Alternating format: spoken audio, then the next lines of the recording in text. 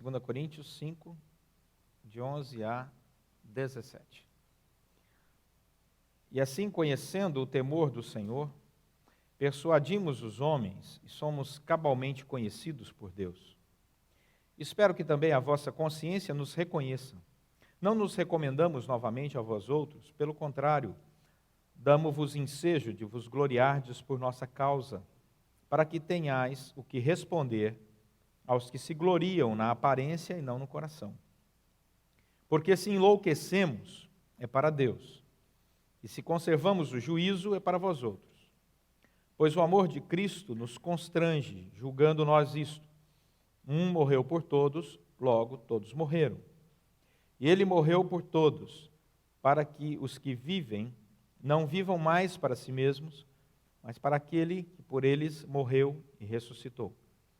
Assim que nós, daqui por diante, a ninguém conhecemos segundo a carne. E se antes conhecemos Cristo segundo a carne, já agora não o conhecemos deste modo. E assim, se alguém está em Cristo, é nova criatura. As coisas antigas já passaram, eis que se fizeram novas. Vamos orar mais uma vez? Deus, fala ao nosso coração pela instrumentalidade da Tua palavra e poder do Teu Santo Espírito, para que possamos sair daqui alimentados, prontos, para viver aí, neste mundo, com muita alegria, segurança, paz, compartilhando o Teu Evangelho, as boas novas da salvação. Oramos pedindo a Tua bênção em nome de Jesus Cristo. Amém. Meus queridos, está frio, né? Está gostoso o tempo, nós percebemos isso claramente e a conta de energia da igreja agradece, porque o ar-condicionado fica desligado, fica mais barato, né? Mas nós também percebemos que Deus é muito bom, porque Ele não nos colocou em Vostok. Vostok é um lugar na Antártica em que a temperatura lá gira em torno de menos 89,2 graus. Vou repetir que às vezes você não entendeu bem. Menos 89,2 graus. Lugarzinho agradável para se estar, né? E também damos graças a Deus porque também não estamos no Vale da Morte, na Califórnia, em Furnace Creek, onde o calor chegou a 56,7 graus. Um calorzinho também médio, 56,7 graus. Eu uma vez tive uma sensação dessa, estando no centro da cidade aqui no Rio de Janeiro, estava por volta de 50 graus, eu estava de terno, gravata, numa reunião sem ar-condicionado, né? Foi muito agradável, inesquecível, realmente uma experiência que eu não gostaria que você compartilhasse. O que a natureza revela com esse poder todo? Um lugar no globo é tão frio, outro lugar no globo é tão quente. O que a natureza mostra? Como é que esse globo tão diverso, na questão da temperatura, ele consegue existir? Como é que esse ecossistema, né, que nós vivemos consegue existir por tantos anos? Ainda mais com a presença do homem que degrada, destrói e tenta cada vez mais influenciar todo esse clima. Por que tudo isso funciona tão bem? Romanos, capítulo 1, verso 19. Vamos lá. Romanos, capítulo 1, verso 19. Dá uma voltinha aí. Vamos andar um pouco aqui na nossa Bíblia. Volta 2 livros que você vai encontrar Romanos. Romanos, capítulo 1, a partir do verso 19, vai dizer que tudo isso existe, coexiste e funciona bem, porque, diz Romanos 1,19, o que de Deus se pode conhecer é manifesto entre eles, porque Deus lhes manifestou. Porque os atributos invisíveis de Deus, assim o seu eterno poder, como também a sua própria divindade, olha, você vê o poder e a divindade de Deus, claramente se reconhecem desde o princípio do mundo, sendo percebidos por meio das coisas que foram criadas. Tais homens, os que recusam crer em Deus, são por isso indesculpáveis, porquanto, tendo conhecimento de Deus, não o glorificaram como Deus, nem lhe deram graças, antes se tornaram nulos em seus próprios raciocínios, obscurecendo-lhes o coração insensato, e inculcando-se por sábios, tornaram-se loucos. Volta lá para 2 Coríntios, capítulo 5, nosso texto. O que o apóstolo Paulo tem como intenção? O que o Espírito Santo inspirou esse homem para nos revelar? E essa mensagem ficou gravada aqui para que nós pudéssemos aprender por toda a eternidade, aquilo que Deus quer falar aos nossos corações nesses versículos. Deus quer falar ao nosso coração, nesses versículos, que a nossa perspectiva de vida é diferente da perspectiva de outras pessoas.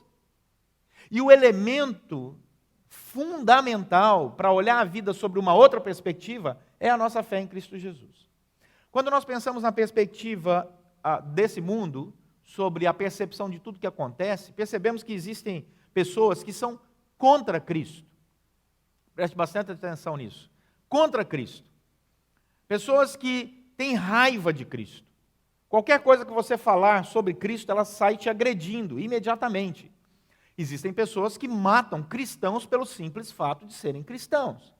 Existem pessoas que defendem uma religiosidade cheia de ódio, que querem aniquilar qualquer um que pense diferente, principalmente o cristão. Quando você diz que é cristão, ele se levanta contra, mesmo aqui no Brasil. Não estamos falando apenas na região do Oriente Médio, em outros lugares da Ásia. Não, no Brasil mesmo. Às vezes pessoas que estão na mídia. Qualquer coisa que tenha a perspectiva cristã, a referência de cristianismo, eles se levantam imediatamente contra. Um músico pode pegar uma palavra num palco e enaltecer qualquer deidade, divindade, qualquer religião. Se ele falar de Cristo, ele está perdido. Porque as pessoas são contra Cristo. Existe um outro grupo, que são aqueles que desconhecem Cristo. Eu classifiquei esse dos frios distantes. O que esse grupo argumenta? Queria citar para você Hermann Doyer, que ele diz, ao analisar a sociedade, que esse grupo que desconhece Cristo é um grupo que defende o historicismo. O que é o historicismo? O historicismo é uma linha de pensamento que diz que a palavra de Deus está ultrapassada. Os conceitos de Deus não valem para o século 21. Tudo aquilo que Deus disse era apenas concernente, válido para aquela época histórica, 2.000 anos atrás, dependendo do texto bíblico, 3.000 anos atrás, dependendo do texto bíblico, 4.000 anos atrás, e que nós somos uma sociedade moderna, pós-moderna, e que o texto bíblico não vale mais. Então, qualquer coisa que você falar sobre os valores e a visão de Cristo para a nossa vida hoje não vale. Eu respeito, mas não faz diferença na minha vida. Então você tem o primeiro grupo, que é aquele contrário a Cristo. E você tem o segundo grupo, que é indiferente à mensagem de Cristo, usando o argumento do historicismo. Para eles, não faz a menor diferença. Qualquer coisa que você falar sobre Cristo, para ele vai dizer, coitado, você é uma pessoa ultrapassada, que acredita numa mensagem de 2.000, 3.000 anos atrás, então, para mim, não tem relevância. O terceiro grupo é o grupo que acha que conhece a Cristo. É o grupo que pensa que conhece. E esse grupo segue as seitas. E as seitas estão por aí em todos os lugares. Existem pessoas que seguem outras pessoas que se dizem Cristo. Em Goiânia, Goiás, sai cada coisa que vocês não imaginam. Né? Sai pastor daquela região, mas também sai cada coisa que vocês não imaginam. Tem um sujeito lá que diz que é Cristo. Ele lota o teatro da cidade com milhares de pessoas importantes e influentes. Ele diz, eu sou Cristo. No sul do Brasil tem um que nós conhecemos, que é muito midiático, né? Que ele diz que ele é Cristo também. Ele fala, o Pai, né? E as pessoas seguem. Já viram esse, né? Várias vezes aí, ele está muito na mídia.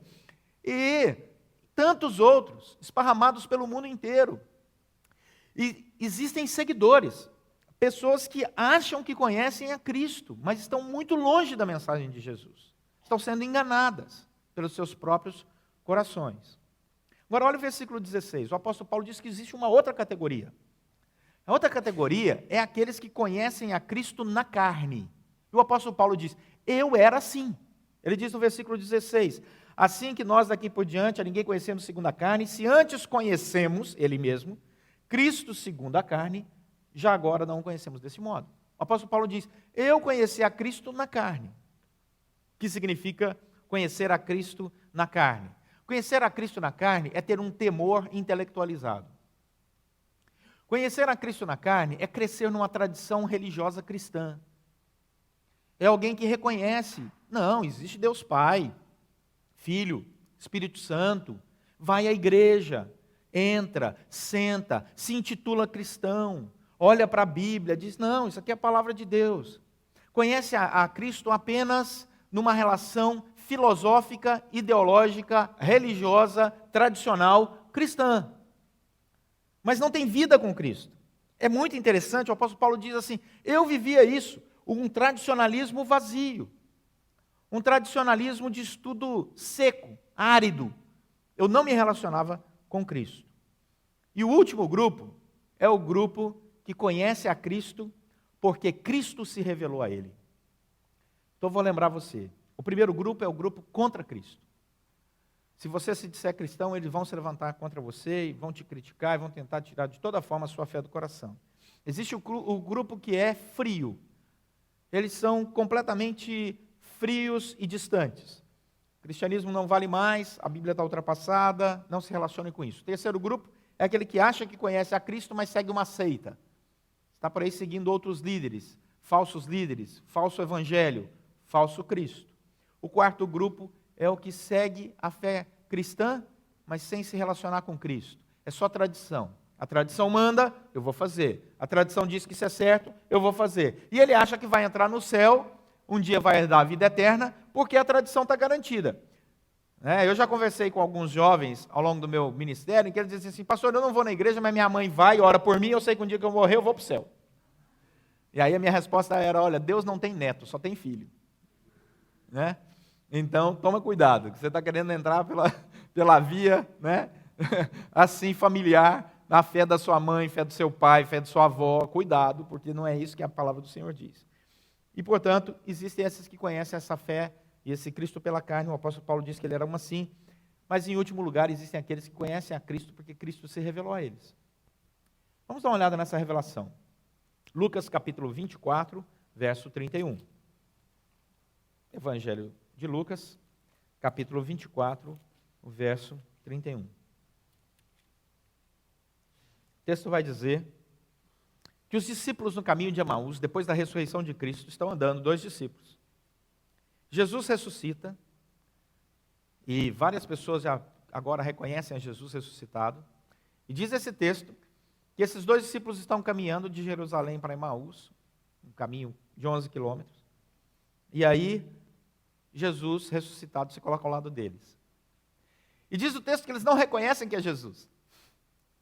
Eles começam a caminhar com Jesus, conversam com Jesus, e dizem para Jesus assim, você sabe o que aconteceu lá em Jerusalém? Jesus, não, o que aconteceu? E eles, você não sabe? Tinha um varão profeta lá, chamado Jesus Cristo, e ele já morreu tem 3 dias, ele falou que iria ressuscitar, e Jesus, é mesmo? É? Você não sabia? Jesus, olha, que interessante. E eles continuam falando para ele. Eles estão andando ao lado de Jesus, Jesus está ressuscitado, carne e osso ali do lado deles, e eles tentando dar as boas novas da ressurreição para Cristo Jesus. E é interessante que aí diz o versículo 31, que o texto continua dizendo que num determinado momento eles param, encerram a sua caminhada, o dia já declina, não dá para andar à noite, naquela época não tinha lanterna, não tinha a luzinha light de LED do nosso iPhone, na vida, não tinha nada disso, e eles falam assim, olha, já acabou o dia, a luz do dia, vamos comer aqui. E Jesus fica com eles. E Jesus, então, se revela. Olha o que diz o verso 31. 30 e 31. E aconteceu que, quando estavam à mesa, tomando Cristo Jesus, ele, o pão, abençoou, e tendo partido, lhes deu. Então, o que diz o texto? Se lhes abriram os olhos, e o reconheceram, mas ele desapareceu da presença deles. Por que esses discípulos que não reconheceram passaram a reconhecer? Ação passiva do texto no grego. Porque Deus retirou dos olhos deles o véu da incredulidade. Eles tinham um véu que não reconhecia, um véu espiritual, que era Cristo que estava ao lado deles. E aí o Senhor revela. É uma ação no passivo. E aí eles reconhecem que é Cristo Jesus. Eles não falam em línguas, não desce fogo do céu sobre eles, eles não têm nenhuma tremura espiritual, não há nada sobrenatural assim, vento, eles não andaram sobre as águas, não teve nada de super especial. De repente, olha, é Cristo, olha o Senhor aqui. É uma revelação natural, graciosa, pura, leve, que o Espírito Santo faz àqueles a quem o Senhor deseja se revelar. João, capítulo 20, verso 29, o Senhor Jesus diz assim: vocês estão felizes porque estão me vendo? Mais bem-aventurados os que não viram e creram. Portanto, estes somos nós. Volta lá para 2 Coríntios capítulo 5, por favor. 2 Coríntios capítulo 5. Do versículo 1 ao versículo 10 de 2 Coríntios, Paulo conversou, e nós vimos isso aqui no domingo passado, sobre a importância de nós olharmos a nossa vida cristã numa nova perspectiva. O fato de que nós estamos caminhando para um encontro com o Senhor. O apóstolo Paulo diz: nós sabemos que Cristo ressuscitou. Versículo 1 de 2 Coríntios capítulo 5. Ele vai dizer: eu sei que essa casa aqui que nós vivemos, esse tabernáculo, ele vai se acabar. Nós vamos ser revestidos da edificação eterna. Essa é a caminhada de todo o povo de Deus. Agora nós devemos estar preparados para esse encontro com o Senhor. Versículo 10, 2 Coríntios 5:10. E aí, ele entra no versículo 11, traçando um projeto de conclusão. A intenção do apóstolo Paulo aqui é dizer para cada um de nós, cristãos, que nós precisamos entender o momento que nós vivemos, o lugar em que estamos e o quanto esta fé cristã deve fazer diferença na nossa vida, de maneira natural. Não existe nenhuma coisa sobrenatural assim, muito estrondosa, não. A fé cristã ela tem que ser vivida nesse fluir da graça de Deus. Quem crê em mim, do seu interior fluirão rios de água viva. É algo natural, comum, belo. E aí, ele usa uma partícula que é uma conjunção com uma lógica de resultado no grego, oim, que é a palavra traduzida aí no versículo 11. E assim, olha aí para você ver, versículo 11, ele começa, e assim, ele está tentando concluir um raciocínio. Aí você vai lá para o versículo 16, e ele começa dizendo, sim. E no versículo 17 ele diz, e assim. Então vamos trabalhar no assim do apóstolo Paulo aqui. E eu gostaria de trabalhar apenas esses 3 versículos, o 11, o 16 e o 17, porque o miolo aqui, do 12 ao 15, abre tantas outras portas, mas eu gostaria de trabalhar com você sobre aquilo que o Espírito Santo está fazendo nos nossos corações, e que é verdadeiramente algo belo, puro, sobrenatural, e que transforma toda a nossa visão de vida, e que deve reger a nossa existência com muita tranquilidade, com muita alegria, com muito louvor diante do Senhor. Porque o Senhor abriu os nossos olhos e nos deu um conhecimento que não é dado a todo mundo. Isso é graça, não é fruto de algo especial que eu ou você realizamos, de uma obra especial, de uma caminhada de Santiago. Né? Nós não fizemos nada especial, foi o Espírito Santo. De repente você e eu ouvimos a mensagem e deu um clique. E nós começamos a falar, faz sentido essa mensagem. E de repente nós nos pegamos seguindo essa mensagem, obedecendo a palavra, sentindo a presença de Deus. E é esse fluir natural que soma mente e coração, que é espiritualidade integral, que o apóstolo Paulo propõe aqui. Olha o versículo 11. Ele vai dizer que existe uma dimensão importante na nossa vida, que é a dimensão do conhecimento. Olha o versículo 11. 3 vezes ele usa a palavra conhecer. E assim, conhecendo o temor do Senhor. Depois, cabalmente conhecidos por Deus. E depois ele deseja que as pessoas reconheçam. Essas 3 palavras colocadas aqui são palavras no grego. E elas têm significado diferente. São palavras com conotações diferentes. A primeira palavra aqui diz o seguinte: e assim, conhecendo o temor do Senhor, persuadimos os homens, conhecendo o temor do Senhor. A palavra aqui, conhecer, é uma palavra, que é a palavra eidotes, que é a palavra sinônima de gnosko no grego. Gnosko é uma palavra que você usa muito. Você fala mais grego que imagina, porque gnosko é a raiz da palavra ignorar, gno. Então, quando você não conhece, você ignora, igno. Gno é de gnosco, de conhecimento. É o conhecimento que é fruto, resultado da sua reflexão, do seu processo de pensamento, de um processo lógico de contemplação, de análise dos dados. O apóstolo Paulo diz, nós agora conhecemos o temor do Senhor. O cristão teme a Deus por uma lógica de resultado. De repente o Espírito Santo toca no coração dele, ele olha e diz assim: rapaz, se Deus reina sobre tudo, se Deus responde a minha oração, se Deus se revela na palavra, se Deus guia os meus passos, ora, é lógico que eu quero andar com esse Deus. Gnosco. Então quem acha que espiritualidade é só coração que pulsa, sentimento, está equivocado. Porque no grego a palavra tem a ver com um processo lógico. E se tem algo belo que Deus nos criou, foi a capacidade de raciocinar, de pensar.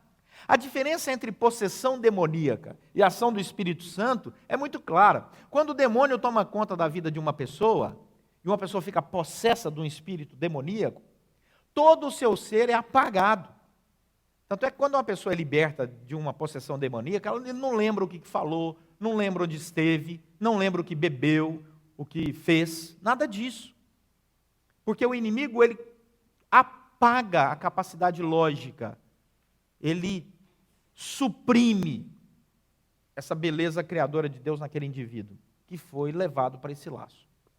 Agora, quando o Espírito Santo toma conta de nós, você vê na palavra do Senhor os atos especiais do Espírito Santo, os profetas de Deus dialogando com Deus, Deus se revelando a eles, e eles mantendo plena consciência de quem são, onde estão, o que está acontecendo, porque Deus não nos violenta, Ele não violenta o nosso ser, Ele dialoga conosco, mesmo numa super experiência sobrenatural, como os profetas tinham, ou os apóstolos. Isso é maravilhoso. Então Deus respeita a nossa capacidade intelectual. O temor do Senhor é o princípio da sabedoria. E aí é esse relacionamento que Deus quer ter conosco, e Paulo vai dizer isso aqui. E assim, conhecendo o temor do Senhor, o meu objetivo é persuadir os homens, porque nós somos por eles cabalmente conhecidos. Mas antes de entrar nesse segundo momento de conhecidos, vamos dar um pulo lá para o versículo 16. Nós podemos até ter um conhecimento de Cristo que é carnal. E é interessante porque o versículo 16, quando o apóstolo Paulo diz assim: e assim que nós, daqui por diante, a ninguém conhecemos segundo a carne, se antes conhecemos a Cristo segundo a carne, duas vezes ele usa a palavra gnosco. Ou seja, eu, por lógica, conheci pessoas, por lógica, entendi que Cristo era uma probabilidade viável. Esse é o conhecimento da carne. Nós temos verdadeiros teólogos. Eu tenho vários livros de vários teólogos na minha biblioteca que escrevem coisas maravilhosas, mas que não são convertidos. Teólogos descrentes. Existe gente que ensina teologia e é descrente. É uma coisa impressionante, mas acontece. E aí nós olhamos para essa realidade e percebemos que isso é gnosco, é só o uso da mente. Mas ele ainda não teve uma experiência espiritual especial com o Senhor. Então, não é errado usar a mente para crescer no conhecimento da graça de Deus, no temor ao Senhor. Mas é insuficiente ficar com a fé apenas do pescoço para cima. Então, ela é útil, mas não é completamente suficiente. E aí o apóstolo Paulo vai dizer, por isso, volta lá, versículo 11, nós precisamos perceber um segundo ato, movimento de Deus. O primeiro é do pescoço para cima, né? Essa capacidade de raciocinar, de pensar, de montar um raciocínio lógico e espiritual é bom. E o temor do Senhor nasce também dessa relação. Mas, olha que interessante o versículo 11. Nós persuadimos os homens e somos cabalmente, palavra forte, conhecidos por Deus. Aí, essa palavra é fantástica, porque a palavra no grego tem a raiz phaneron. Traduzindo, seria, e persuadimos os homens, porque nós somos cabalmente pessoas que receberam uma revelação especial vinda de Deus. Aí, realmente, a palavra não aparece aqui, faz só conhecidos, mas phaneron, no grego, é lindíssima essa palavra, né? Epiphaneron, né? A revelação, tirar o véu, Revelação é quando você... Há uns anos atrás, as pessoas levavam um filme, numa máquina fotográfica, existia um filme. Você comprava de 12, 24 ou 36 poses. Pesquise no Google, você vai ver, né? E aí você pegava, terminava de bater foto, aí você tirava uma manivelinha de um objeto chamado máquina fotográfica, você fazia com a mão, Kodak, né? Aí você clec, clec, clec, clec, significava que ali já estava travado. E aí você tirava o filme, mas você não via nada ali. E você levava aquele filme para ser o quê? Revelado. O que é revelar? É tirar o véu. E aí, aquele objeto agora, né, que não tinha sentido nenhum na sua mão, agora você consegue ver cores, fotos e lugares. E lugares. Eu me lembro quando os meus filhos eram pequenininhos e já existia essa câmera digital. Também é outra coisa antiga. Já houve uma época, gente, que as câmeras tinham uma telinha atrás, as pessoas viravam para ver. Hoje não existe mais. E aí eu me lembro de um dos meninos, vocês falam, Amanda, o Natan, uma pessoa tirou foto e eles foram correndo, deixa eu ver. Eu falei, não, essa não tem isso. Eles não sabiam, não conheciam aquele tipo de câmera antiga ainda, né? Que não tinha essa telinha lá atrás, que revelava tão imediatamente assim aquela foto. Essa é a mesma palavra, fanero é isso. É tirar o véu, aquilo que é escuro, aquilo que não está revelado, é revelado. Mas é revelado por você? Não, outra pessoa revela. E você agora tem acesso a que outra pessoa revelou para você. É a mesma tradução do grego. Então nós percebemos que Cristo, assim como os discípulos no caminho de Emaús, ele retirou dos nossos olhos o véu. E agora nós temos o conhecimento dado por Deus aos nossos corações. Isso é maravilhoso. Marcos capítulo 4, Evangelho de Marcos, quer ver? Capítulo 4, verso 22. Essa palavra aparece em Marcos capítulo 4, verso 22.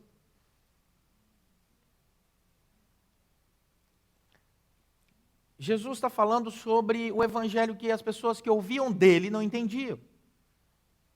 E ele diz em Marcos capítulo 4, verso 22, pois nada está oculto, senão para ser manifesto, e nada se faz escondido, senão para ser revelado. Essa é a palavra.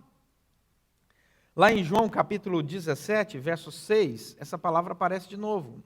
É na oração sacerdotal de Cristo. João capítulo 17, verso 6. E é interessante porque a palavra aparece na oração de Cristo Jesus.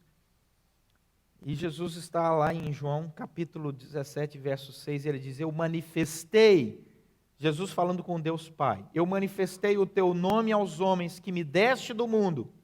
Eram teus, tu nos confiaste.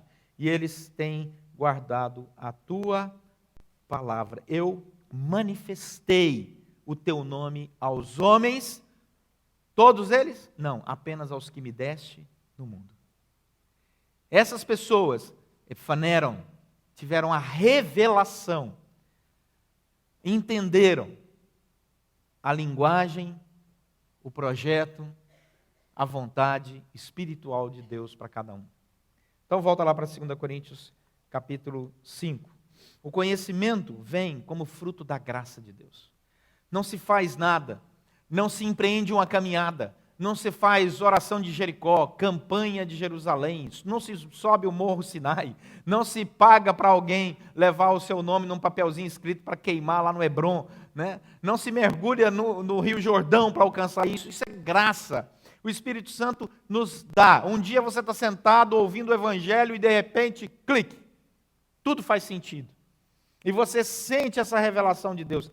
E por isso a vida deve mudar. Essa é a intenção do apóstolo Paulo, ao fazer essa diferença e mostrar quão rico é isso. O conhecimento especial de cristãos alcançados pela graça também faz com que nós possamos nos reconhecer mutuamente. Olha o que diz o versículo 11. E conhecendo o temor do Senhor, persuadimos os homens e somos cabalmente conhecidos por Deus. E aí ele vai dizer, e espero que também a vossa consciência nos reconheça. Há uma linguagem espiritual, há uma percepção, há uma nova dimensão, aonde o cristão entende o outro cristão. Um percebe o que o outro está sentindo. E aí nós nos alegramos uns com os outros, sofremos uns com os outros. Isso é cristianismo. E esse vínculo é espiritual. Ele não é só social. Nós não somos aqui um conglomerado religioso, ideológico. Nós somos um povo reunido pela graça de Deus. Deus nos colocou aqui, tem projeto para as nossas vidas e quer que sejamos bênção, sal e luz nessa terra. E nós nos reconhecemos uns aos outros. E isso é graça. Romanos capítulo 8, verso 26 a 30. Romanos capítulo 8, verso 26 a 30. O texto vai dizer assim: também o Espírito, Romanos 8, 26. Só voltar um pouquinho. Também o Espírito, semelhantemente, nos assiste na nossa fraqueza. Por quê? Porque não sabemos orar como convém. Nem orar a gente sabe. Aí vem o Espírito e nos ajuda, né? Mas o mesmo Espírito intercede por nós sobremaneira, com gemidos inexprimíveis. E aquele que sonda os corações, sabe qual é a mente, olha que interessante, a mente do Espírito. Porque segundo a vontade de Deus, é que ele intercede pelos santos. Percebam que há uma dimensão nova. Sabemos que todas as coisas cooperam para o bem daqueles que amam a Deus, daqueles que são chamados segundo o seu propósito. Algumas coisas acontecem na vida do cristão, você às vezes passa por tanta dificuldade, por tanto momento difícil, aí chega um não cristão e diz assim: escuta, mas você é uma pessoa tão crente, você vai à igreja, você ora, e olha, está acontecendo essas coisas ruins com você? Aí você responde para ele assim: olha, mas não tem nada não, eu sei que todas as coisas cooperam para o bem daqueles que amam a Deus. A pessoa que não entende essa linguagem, ela fala assim: está maluco, está louco. Ainda sai assim: tadinho, está tão fanático. Tadinho, está tão fanático. Porque essa linguagem não alcança. Pode chegar no intelecto, mas não chega ao coração, porque essa revelação é de intimidade. De onde vem essa revelação? Vem lá do versículo 14 de Romanos 8. O texto vai dizer: pois todos os que são guiados pelo Espírito de Deus são filhos de Deus. Interessante isso.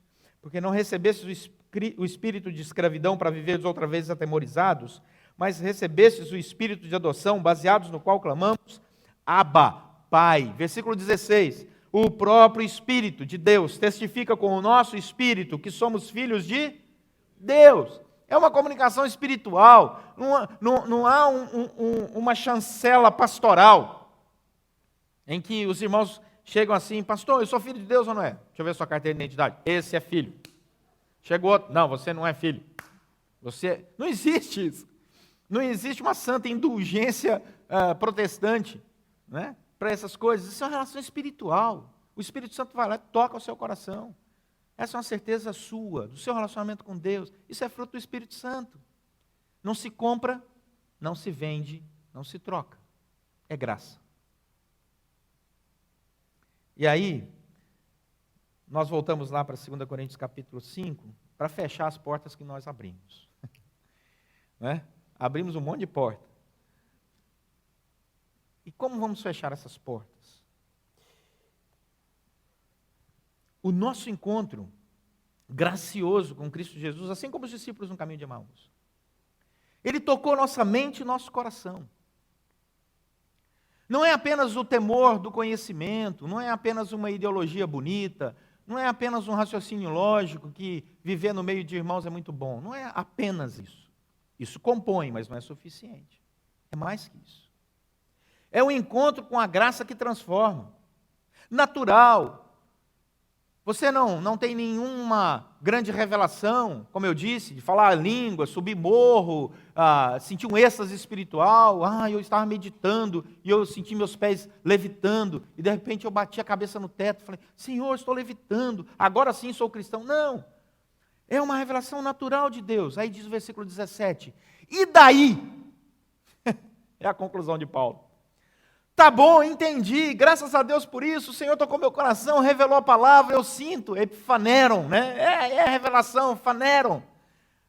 Ok, é algo espiritual, eu sinto, a minha mente teme, entende, eu desejo. E aí, o que eu faço com isso? Versículo 17. E assim, o outro assim, se alguém está em Cristo, é nova criatura. Agora faz sentido. As coisas antigas já passaram, e eis que tudo se fez novo. Lutero diz assim, Martinho Lutero comentando esse texto vai dizer, lá onde há a remissão do pecado, há também a vida e a salvação. Joaquim Jeremias, um teólogo, vai dizer, a justificação é o começo de um movimento na direção de uma meta. O que nós levamos para casa desse processo todo?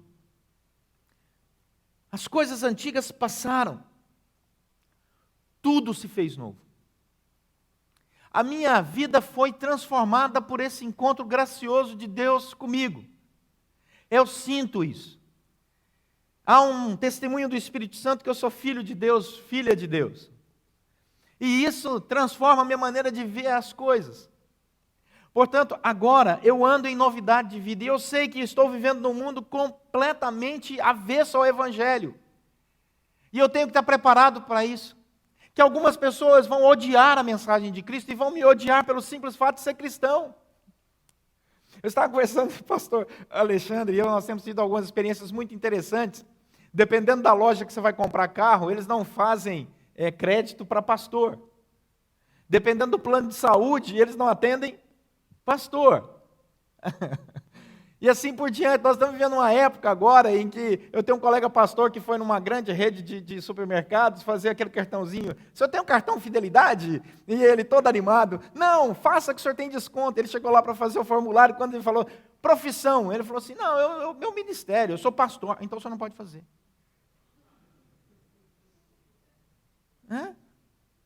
É pastorfóbica. Algumas empresas, né? E aí a gente olha e fala, meu Deus, isso existe no Brasil? Existe. A gente dá a relação de empresas para você rapidinho. O nome, todos eles para você. Muita empresa grande, empresa boa. Eu não vou fazer nem propaganda para eles aqui. Então essa é a relação, estamos vivendo isso no mundo inteiro. No mundo inteiro. Existem aqueles que desconhecem. Não, a Bíblia é uma história vazia, ultrapassada. Existem aqueles que vão dizer, não, eu conheço a Cristo, mas estão enganados por seitas. Existem aqueles que conhecem a Cristo apenas por tradição. Mas esse não é o nosso caso. Nós vivemos uma nova realidade. Então, tudo aquilo que era ruim, todo aquele vazio existencial ficou para trás. As coisas antigas passaram. E o impacto desse Cristo que me preenche mente e coração, que me dá compreensão das coisas novas. O impacto desse Cristo que fala ao meu coração e aquieta a minha alma, ele tem que me fazer viver a novidade, dia após dia, no relacionamento com Ele.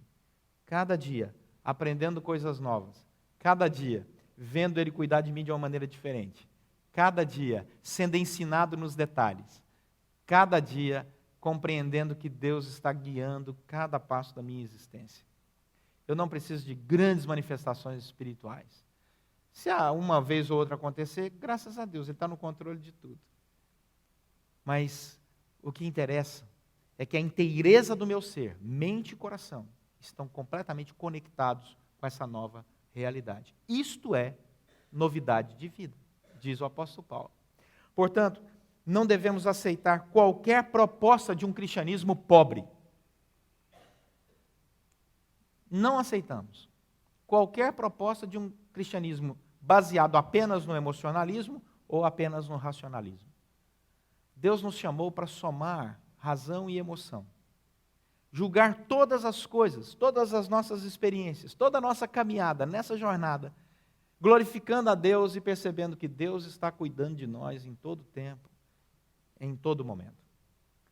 E glorificar, agradecer e dizer obrigado, Senhor, porque o Senhor me fez um ser inteiro e eu agora inteiro me dedico aos teus pés.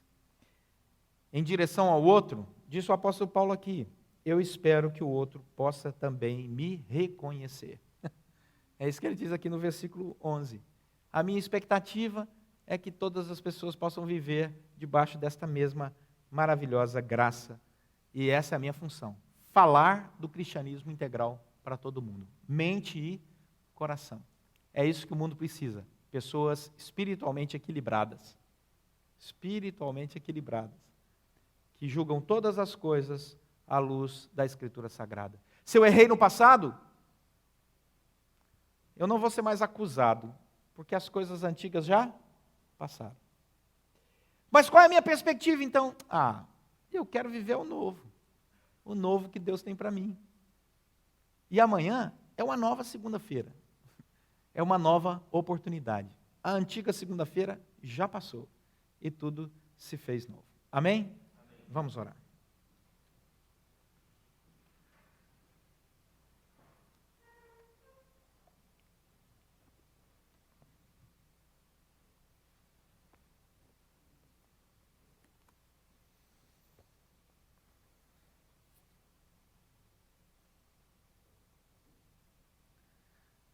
Senhor nosso Deus, em primeiro lugar nós queremos te agradecer. Porque um dia o Senhor tirou dos nossos olhos espirituais o véu que nos impedia de contemplar a beleza da majestade do Senhor. E agora, Deus, nós podemos olhar para a natureza e reconhecer o Deus Criador na natureza. Nós queremos te agradecer porque havia no nosso coração um peso muito grande de mágoas, remorsos, erros e acertos da nossa história, mas o Senhor tirou o véu dos nossos olhos.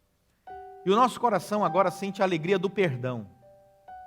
O Senhor nos compreende, o Senhor nos perdoa, o Senhor nos chama a uma nova jornada, uma nova agenda.